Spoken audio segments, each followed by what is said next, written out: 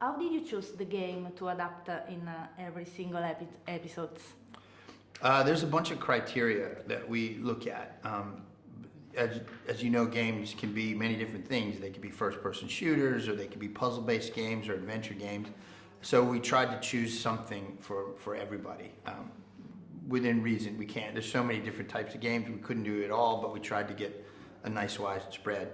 And then we think the subject matter is important, whether it's science fiction or fantasy or comedy, and we have a little bit of that for everybody. Then we also thought it was important to cover sort of the history of games, because we want it to be a show that kind of celebrates all games. So we have games that are popular now, we have games that are coming out in the future, and then we also have indie games and nostalgia games like Pac-Man and Mega Man that people will remember from their childhood, hopefully. Is there any game you left out and maybe in the future? Too many to count. We couldn't get everything in there that we wanted to, and I honestly, we have this big list of games that could potentially be in the show, and honestly, I think I could do like 6 or 8 seasons of the show before we ran out of games that I was excited about. What did you bring in this experience that you learned from your past work, and what did you learn here from scratch?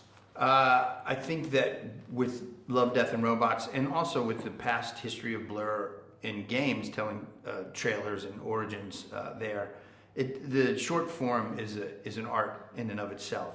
You have to get in late and leave early, and you have to understand how to tell a story that in a very short amount of time.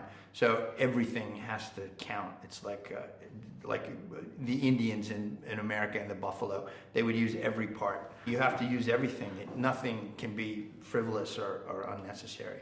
So we had learned that skill.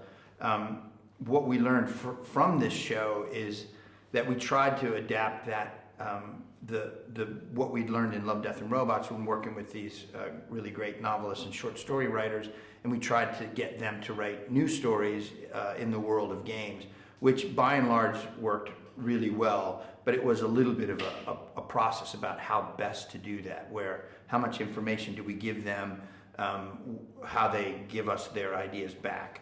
But it was a really unique story, a process that left us with a lot of perspectives from different ethnicities, nationalities, genders, and it wasn't just 2 white dudes in a room coming up with games. And in the Western world, traditionally, animation is meant to be for kids, maybe for Disney fault, I don't know. Not anymore. Yeah, in the East, in Japan, animation is more than a language than a genre. What do you think about that? I think that's definitely true, and I think that it didn't used to be that way in Western culture, for sure. I mean, I grew up watching things like heavy metal, midnight movies, but it was very niche, and now it's part of the world culture. And I think games are a big part of that, right? Mm-hmm. Games are essentially animation. A lot of them are adult, and people, a whole generation has grown up watching essentially adult animation that is interactive. So I think the idea that it's going to go away it's not happening. It's just going to get stronger and stronger, and the distinction between animation and other types of story creation media is just going to go away. It's the greatest art tool ever invented, I think.